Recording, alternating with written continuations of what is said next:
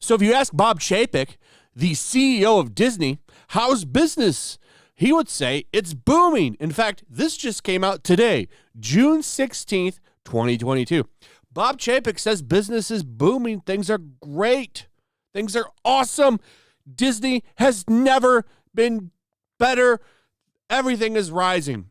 But then you go and you look at the truth. You go and you look at the stocks. And in fact, they're not booming. They're losing money every day. This is the year to date for their stock.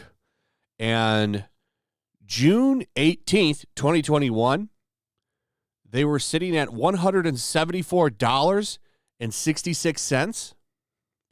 And you look at how it is today, they're now at $93.71. Their stock continues to fall, and it's getting really close to the lowest point I had ever seen it, which was back in 2020, when it was, I think, at, $85.98 is the lowest I've ever seen it fall. It didn't stay there that long. It ended up going back up over $100, and then it hit its high point March 5th, 2021 at $189.99. But now it's at a huge low. It hasn't been this low since 2020. That's embarrassing. And what's funny about this is they've released a lot of content over the past couple of days. They've released a new Marvel show. They've released a new Star Wars show.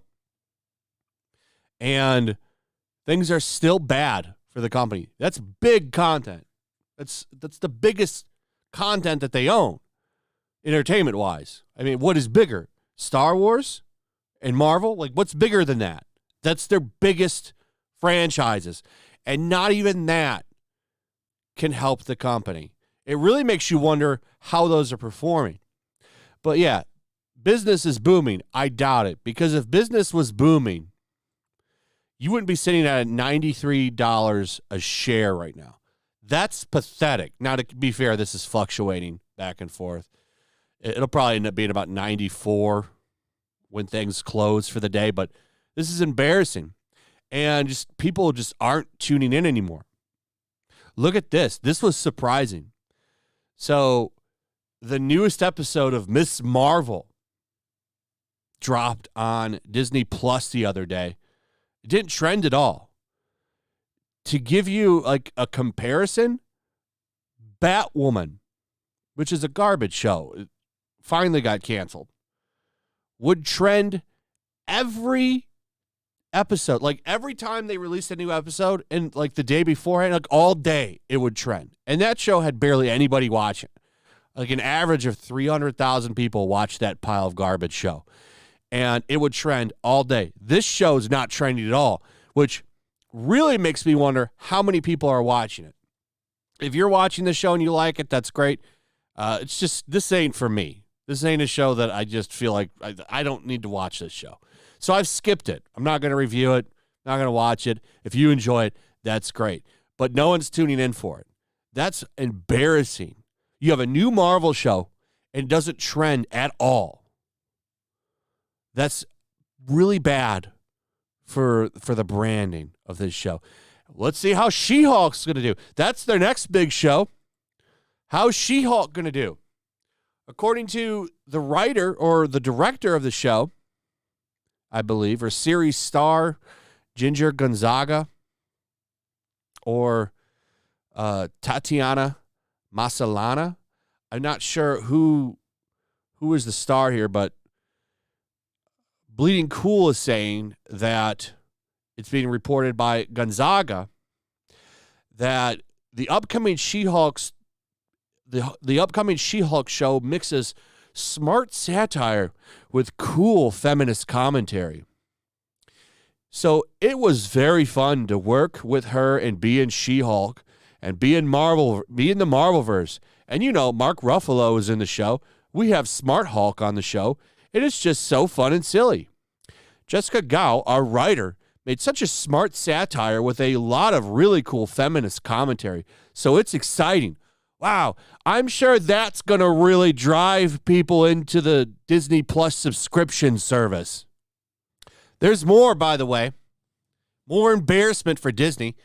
Here's an updated Rotten Tomatoes for Obi-Wan Kenobi. After that big episode 5 that everyone was praising, it's sitting at 59%. That's awful.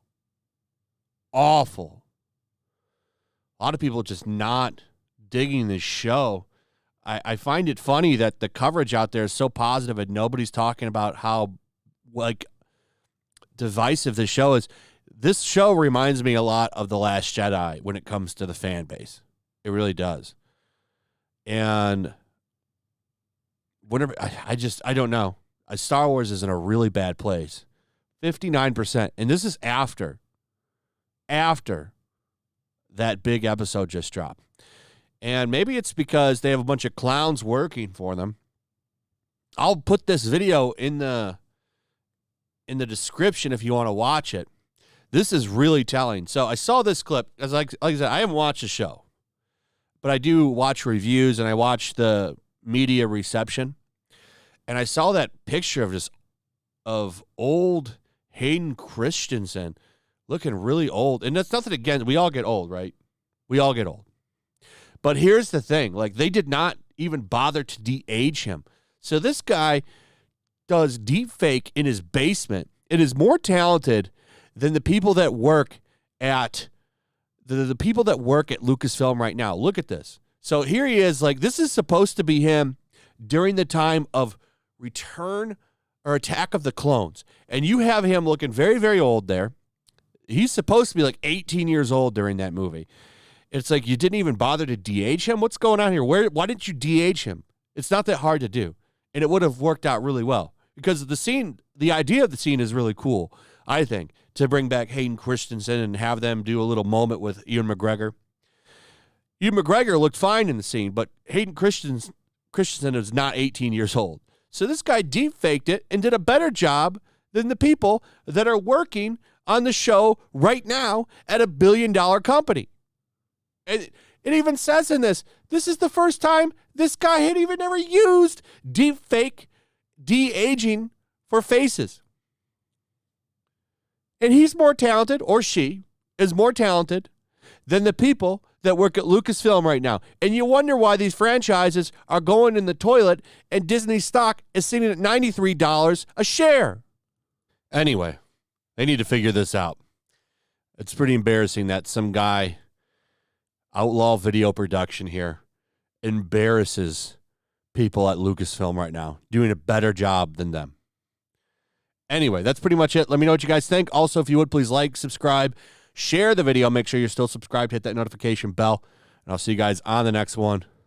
Peace. Also, if you want to help support the channel, check out my Teespring store. There's a link in the description. You can find some merchandise in there that you might want to check out.